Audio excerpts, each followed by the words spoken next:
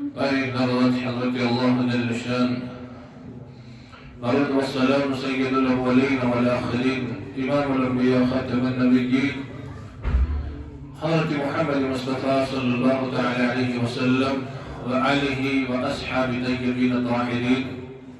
رضوان اللہ علیہم اجمعین. قال الله تبارك وتعالى في كلام المجيد والفرقان الحميد: أعوذ بالله من الشيطان الرجيم. بسم الله الرحمن الرحيم. حاميم والكتاب المبين إنا أنزلناه في ليلة مباركة إنا كنا منذرين. رب کائنات حضرت اللہ جل شان اپنے عظیم اور مبارک اور مقدس کلام قرآن عظیم فرقان حمید حامیم حروف مقطعات میں سے ایک حرف والکتاب المبین اللہ پاک اس قرآن مقدس کی قسم کھا کے ارشاد فرما رہے ہیں کہ یہ کتاب جو ہے کھلی نشانی ہے. والکتاب المبین انا انزلناه فی لیلۃ مبارکہ، ہم نے اسی مبارک کتاب کو مبارک رات کے اندر ہی نازل فرمایا. مبارک کتاب اور جس دن انتخاب ہوا اس کتاب کا وہ بھی مبارک ساعت اور عظمت اور برکت والی کتاب قرآن عظیم فرقان حمید. اللہ رب العزت نے اس کتاب کو ایک لائعمل دستور بنا کے بھیجا کائنات کے اندر، جس کے اندر تمام وہ چیزیں اللہ رب العزت نے ارشاد فرمائی جو انسان کے لیے ہدایت، نجات، بخشش، مغفرت کا ذریعہ ہو. اور ہر ایک اس عمل کے متعلق چاہے وہ حلال ہو یا حرام ہو، جائز ہو یا ناجائز ہو، ہر ایک چیز کی وضاحت فرمائی کہ اس انسان کے لیے صحیح کیا ہے اور غلط کیا ہے. اس لیے کہ تمام کتابوں کی سردار عظیم کتاب، اور جس دن اس کتاب کو نزول کیا گیا تو وہ مبارک ساعت بھی بڑی عظیم ہی تھی. تو یہ شعبان المبارک کا مقدس مہینہ ہے، اور بعض اس آیت کریمہ کا مفہوم اور مدعا و مقصد شب برات کی طرف لے رہے ہیں، اور بعض لیلۃ القدر کی طرف، اگرچہ کہ مشہور قول جو ہے وہ لیلۃ القدر ہی کا ہے. تو اس مبارک قرآن کریم جو اللہ نے عظیم رات کے اندر نزول فرمایا، ہم سب کی ہدایت کے لیے، ہدی للمتقین، متقی اور پرہیزگاروں کی ہدایت کے لیے، تو اس کو ایک خاص نسبت تو رمضان مبارک سے ہے، جو رمضان مبارک قریب سے قریب تر آ رہا ہے. اس لیے کہ ہر ایک انسان، چاہے جس نے کبھی غیر رمضان کے اندر قرآن مقدس نہ کھولا ہو، وہ بھی کوشش کرتا ہے کہ میں رمضان مبارک میں اس قرآن مقدس کی تلاوت کر لوں، کیونکہ رمضان ایسا ہی مہینہ ہی ہے جس کے اندر بہت زیادہ فضائل اللہ پاک نے رکھے ہیں، اور ایک ایک نیکی کا بہت زیادہ انبار رکھا ہے. ہر ایک انسان چاہتا ہے کہ زیادہ سے زیادہ نیکیاں کما لے. رمضان سے قبل شعبان المبارک کا مقدس مہینہ ہے. اللہ کے رسول صلی اللہ تعالی علیہ وسلم کا مبارک ارشاد ہے کہ لوگ رجب اور رمضان کے درمیان والے مہینے کی فضیلت سے غافل ہیں. یہ بڑا فضیلت والا مہینہ ہے، بڑا عظمت والا مہینہ ہے. اور رسول رحمت صلی اللہ علیہ وسلم اس ماہ مبارک کے اندر کثرت سے روزہ دار رہا کرتے تھے.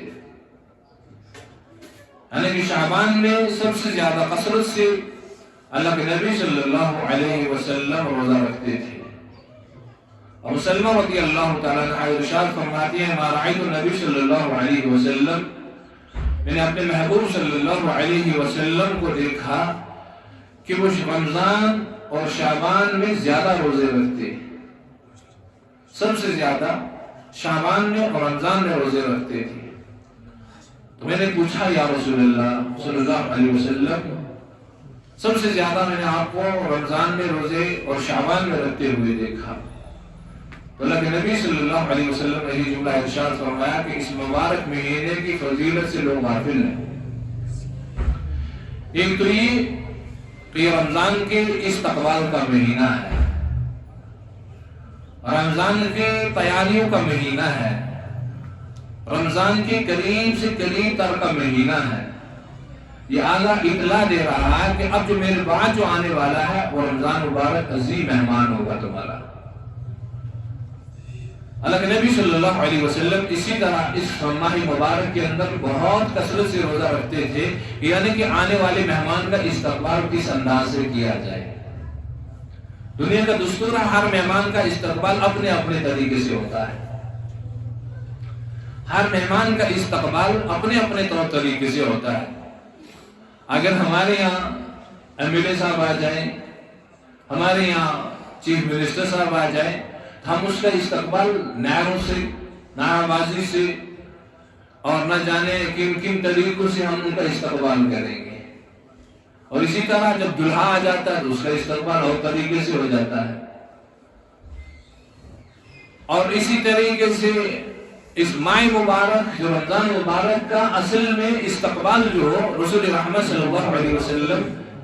شعبان سے ہی رمضان کے استقبال کی تیاری کر گئے کہ رمضان مبارک آ رہا ہے، اس کا استقبال کیسے کیا جائے۔ تو اس کا استقبال انہیں روزوں کے ذریعے سے کیا جا رہا ہے۔ جو روزے رمضان میں رکھے جا رہے ہیں وہ روزے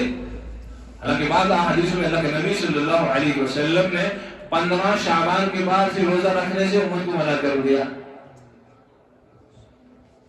اس لیے کہ یہاں تک 15 تک متواتر، وہاں سے آگے نہیں۔ اب تمہیں اور کہیں ضعف کمزوری نہ جائے، امت کا کیسا خیال رکھا رسول رحمت صلی اللہ علیہ وسلم نے کہ اب رمضان قریب آ رہا ہے کہ رمضان کی کوئی ایسی ساعت نہ چھوٹ پائے۔ انسان کمزور ضعف، یہ اکثر دیکھا ہے کہ جب پہلے دن روزہ رکھتا ہے اس کو بھوک اور پیاس محسوس نہیں ہوتی ہے، جب دوسرے دن رکھتا ہے اس کو تھوڑی سی لگے گی، جب تیسرے دن رکھے گا اور تھوڑی سی لگے گی۔ اندر کا ایک مادہ ہی اللہ پاک نے ایسا رکھا ہے۔ تو فرمایا کہ کہیں کمزوری نہ آ جائے اور رمضان مبارک کی جو عظیم ساعتیں ہیں وہ ہم سے چھوٹ نہ جائیں۔ اور نبی علیہ الصلوۃ والسلام خود کثرت سے روزہ رکھا، اور پھر یہاں 15 کے بعد کھانے اب تو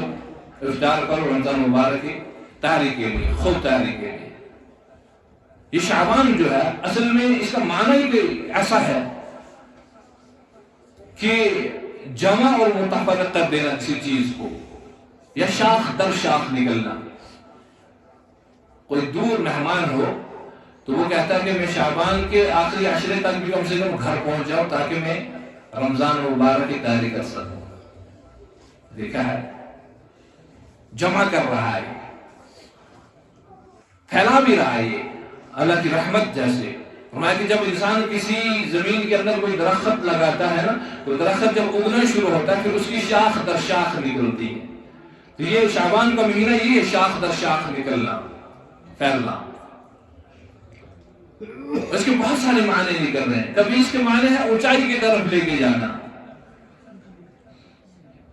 قربان جائے محمد عربی صلی اللہ علیہ وسلم کی ذات اطہر پہ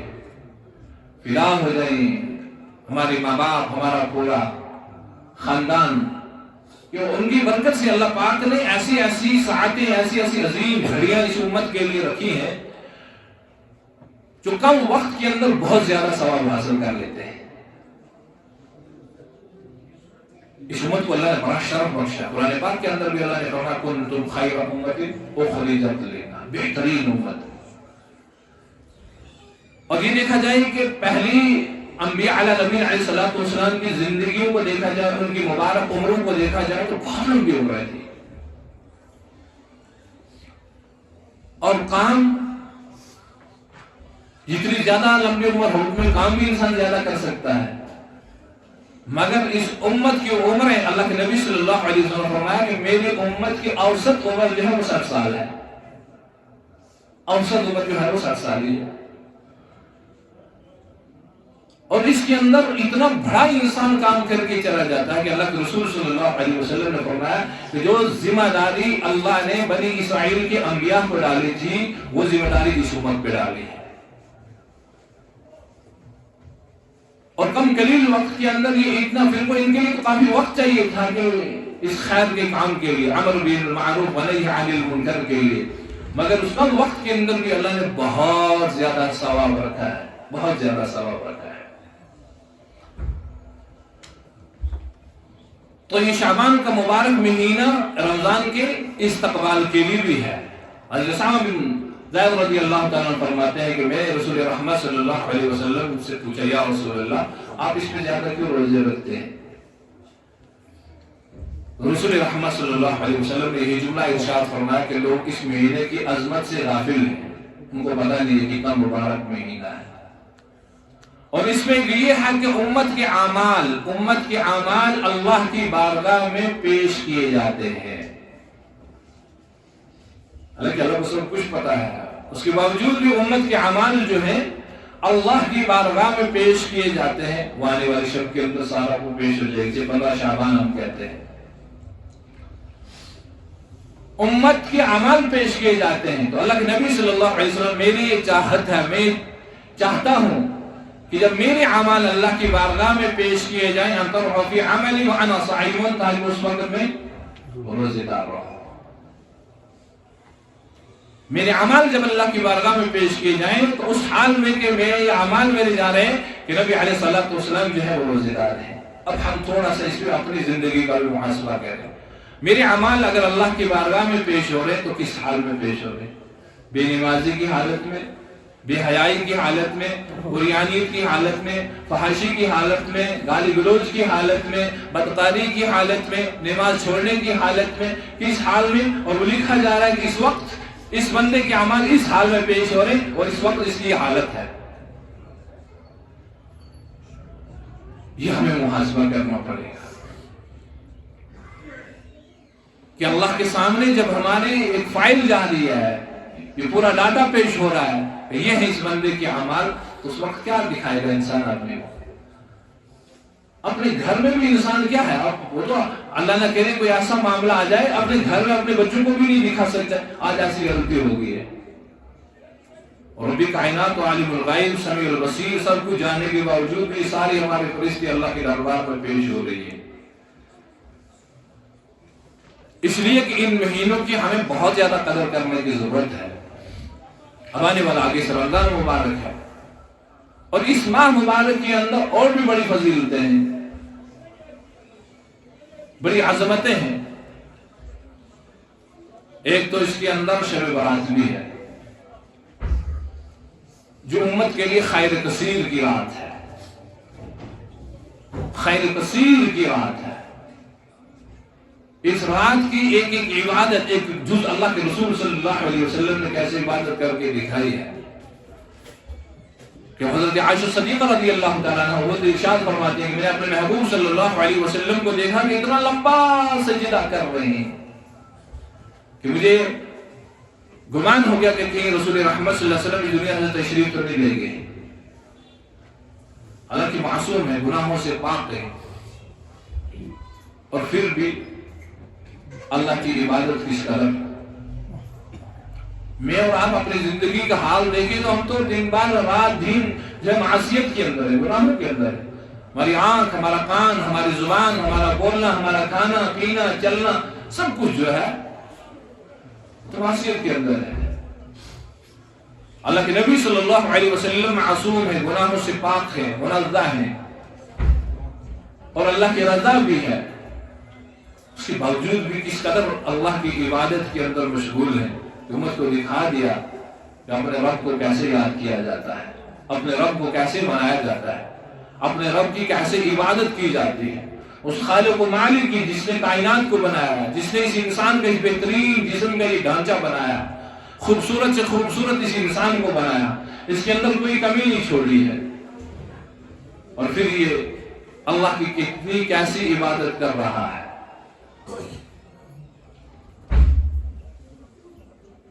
یہ شعبان عظیم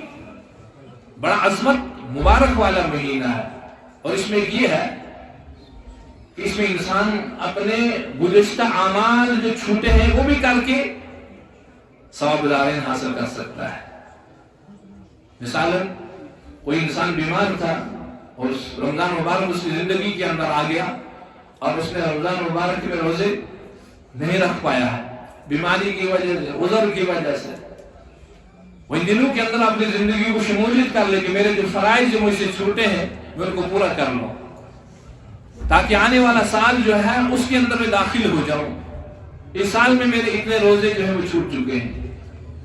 اسی طرح میری ماں اور بہنیں وہ ہیں جنہیں چند عذرات کی وجہ سے، اپنے ان چند مخصوص ایام کی وجہ سے روزہ چھوڑنا پڑتا ہے، ان ایام کے اندر وہ روزہ نہیں رکھ پاتی ہیں اور انہیں حکم بھی ہے روزہ چھوڑنے کا۔ یا وہ ہیں جنہیں ولادت، بچے کی ولادت کا وقت روزہ نہیں رکھ پاتی ہیں، یا وہ ہیں جو حاملہ ہوں اور روزے رکھنے میں انہیں تکلیف محسوس ہو رہی ہو، تو یہ آ گیا شعبان کے سوچ لے کہ میرے پچھلے سال کے، گزشتہ سال کے جو روزے چھوٹے ہیں میں اس میں پورے کر لوں۔ کوئی انسان ایسا ہے کہ وہ زکوٰۃ نہیں دے پایا یا اس کی زکوٰۃ پوری ادا نہیں ہو پائی اس وقت تک، وہ چاہے کہ میں اپنی زکوٰۃ جو ہے سال شروع ہونے سے پہلے، جس طرح رمضان اور رمضان کے تک اکثر ہمارا معمول جو بنا ہے، بعض جگہ تو اس کا الگ معمول ہے، بعض تو رجب سے رجب نکالتے ہیں، یہاں رمضان سے رمضان، تو وہ سوچ لے کہ اگر میں نے پچھلے سال کی زکوٰۃ کچھ بچی ہے، میں نے ادا نہیں کی ہے، تو میں اس شعبان کے مہینے میں ہی وہ ادا کر دوں، کوئی وہ رمضان کا انتظار نہ کرے کہ رمضان آ جائے گا تو پھر میں اس میں ادا کروں گا، وہ تو وہ اس پہ اور اس کے سال برابر ہونے پہ اس کے اور وہ زکوٰۃ جو اس پہ برابر ہو جائے گی، مگر جو گزشتہ اس پہ زکوٰۃ جو باقی رہی ہے وہ اس پہ ادا کر لیں، تاکہ ہم جو اللہ کے احکامات، جو حقوق ہم پہ واجب ہیں، جو ادا کرنے سے رہ چکے ہیں، جو ہم ادا نہیں کر پائے ہیں، اس مبارک اور عظمت والے مہینے کے اندر ان کو ادا کر لیں، اور بہت زیادہ کثرت سے اللہ کی عبادات، اللہ کے ذکر کے اندر رمضان مبارک کا استقبال کریں۔ انشاءاللہ گزشتہ جمعہ اس پہ عرض کیا جائے گا کہ اللہ کے نبی صلی اللہ علیہ وسلم نے شعبان کے اس آخری عشرے کے اندر رمضان کے استقبال پہ اپنے صحابہ سے، پوری امت سے کیا حکم فرمایا۔ تو ہمیں اس رمضان شعبان کے شروع ہوتے ہی رمضان کی تیاریاں، جس طرح ہم ہر معاملات میں تیاری میں پہل کرتے ہیں، یہ شادی آ گیا تو 6 مہینے پہلے ڈیٹ باندھ دی، ڈیٹ کی تیاری کر لی، اب ہمیں تیاری شروع کر دی، ایک ایک چیز لانا شروع کر دیا کہ آنے والے وقت میں تاکہ کسی چیز کی کوئی پریشانی نہ اٹھانی پڑے۔ اسی طرح رمضان مبارک سے قبل تمام اپنے معاملات جو ہیں وہ مکمل کر لے، انسان تمام معاملات جو ہے وہ مکمل کر لے کہ رمضان مبارک جب آ رہا ہے تو اس میں صرف اور صرف میں عبادات کے اندر اپنی زندگی گزاروں، صرف عبادات کے اندر، اللہ کے ذکر کے اندر، اللہ کی تلاوت کے اندر اپنی زندگی گزاروں۔ اور کچھ یہ زندگی کا بھروسہ نہیں ہے، یہ سانس کب تک اللہ نے دے کے رکھی ہے، کب یہ سانس چلی جائے گی کسی کو نہیں پتا ہے، کب آ کے ملک الموت کا فرشتہ آ کے کہ ہے کہ آرڈر آ چکا ہے، اب 1 سیکنڈ کے لیے بھی مہلت نہیں ہے۔ اگر اس دن ہم کہیں گے تھوڑی سی 1 2 5 منٹ مہلت دی جائے، میں 2 رکعت نماز نفل پڑھ رہا ہوں، کیا موقع ملے گا؟ ہرگز نہیں۔ کیا کہے گا کہ میں قرآن پاک کی ایک ہی آیت تلاوت کر لوں، تھوڑا سا موقع مل جائے، موقع ملے گا؟ ہرگز نہیں ملے گا، 1 سیکنڈ کا بھی موقع نہیں ملے گا، بس اب ہو چکا ہے، وقت تمہارا برابر ہو چکا ہے، اب آگے تم کچھ نہیں کر پاتے ہو، بس اتنا ہی ہے۔ جتنے اللہ نے مہلت دے کے رکھی تھی، جتنی زندگی تمہیں دے کے رکھی تھی، تم نے اپنا کام جو ہے وہ مکمل کر چکے ہو، اب اس کے آگے 1 سیکنڈ کی بھی مہلت نہیں ہے۔ اس لیے میرے بزرگوں اور دوستوں، یہ جوانی، یہ مال، یہ دولت، یہ سب کچھ جو ہے اللہ کی دی ہوئی امانت ہے، اور یہ اللہ اپنے وقت پہ ہی امانت ساری واپس لے لے گا، اور یہاں سے ہمیں کیا لے کے جانا ہوگا اللہ کی بارگاہ میں؟ وہ جو یہاں اچھے اور برے عمل کیے ہوں گے، اچھے بھی ساتھ، اچھائی بھی ساتھ ہوگی اور برائی بھی ساتھ ہوگی۔ اس لیے ہمیں آنے والے رمضان مبارک کا اس انداز سے استقبال، اس طریقے سے استقبال کرنا چاہیے کہ خوشی سے، یہ نہیں کہ بوجھ بن گیا کہ ہمارے لیے رمضان آ رہا ہے، اب سحری کو کون اٹھے گا، صبح 3 یا 4 بجے کون یا 5 بجے کون اٹھ کے سحری کھائے گا، پھر روزہ رکھے گا، دن بھر بھوکا رہے گا؟ نہیں، یہ تو اللہ کے فرض کو انسان حقارت کی نظر سے دیکھ رہا ہے، بلکہ محبت سے۔ اللہ کے نبی صلی اللہ علیہ وسلم اس رمضان کے لیے رجب سے ہی دعا مانگا کرتے تھے کہ اللہم بارک لنا فی رجب و شعبان و بلغنا رمضان۔ یہ دعا کیوں تھی؟ اللہ میری زندگی کے اندر برکت فرما تاکہ میں شعبان تک پہنچ۔ الحمدللہ اللہ نے ہم کو شعبان تک پہنچا دیا ہے، اب اور دعا کریں اللہ ہمیں رمضان تک بھی پہنچا دے، اور پھر رمضان کے روزے بھی، ورنہ ایسی بھی زندگی کے اندر کیوں اللہ نبی نے سکھا دیا کہ ایسا کئی وقت آ جائے کہیں شدید بیمار پڑ جاؤ اور رمضان تک نہ پہنچ سکو، کہ ایسا حادثہ پیش نہ آ جائے کہ تم کس حال میں ہو اور تمنا کرو کاش ہم نے رمضان دیکھا ہوتا، کہیں ایسا نہ ہو کہ موت تمہیں پہلے آ جائے تم رمضان تک نہ پہنچ سکو، کہیں ایسی سخت بیماری نہ لگ جائے کہ تم رمضان تو آ جائے تمہاری زندگی میں مگر رمضان کی قدر نہ کر پاؤ۔ اس لیے تو دعا فرمائی ہے، اس لیے تو دعا فرمائیے کہ اللہ ہمیں ایسی برکت دے، یعنی ایسی صحت دے، ایسی عافیت دے، ہم شعبان تک پہنچ چکے اور الحمدللہ ثم الحمدللہ کی شعبان کے اندر داخل ہو چکے ہیں۔ اب دعا کریں کہ ہم رمضان میں بھی داخل ہو جائیں اور پھر رمضان کی قدر کرنے کی بھی اللہ ہم سب کو توفیق عطا فرمائے۔